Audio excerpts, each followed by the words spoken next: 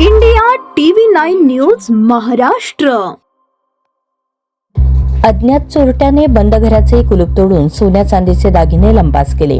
ही घटना 15 फेब्रुवारी ते 16 फेब्रुवारी दरम्यान विडी घरकुल कुंभारी येथे घडली. याबाबत भास्कर दशरथ चिंताकिंदी वय 36 राहणार ओ विभाग विडी घरकुल कुंभारी दक्षिण सोलापूर यांनी वळसंग पोलीस ठाण्यात फिर्याद दिली आहे. याबाबत पोलिसांनी सांगितले की 15 फेब्रुवारी 2026 रोजी सायंकाळी 6 ते 16 फेब्रुवारी 2026 सकाळी 5:45 दरम्यान कोणीतरी अज्ञात चोरट्याने फिर्यादीच्या घराचे कुलूप तोडून घरामध्ये प्रवेश केला.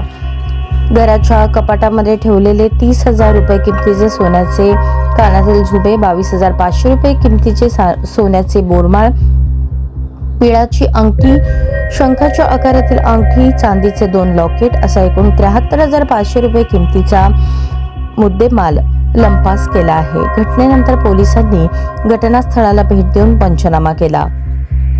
या प्रकरणी अज्ञात चोरट्याविरोधात वळसंग पोलीस ठाण्यात गुन्हा दाखल करण्यात आला असून पुढील तपास हेड कॉन्स्टेबल मोरे करत आहेत.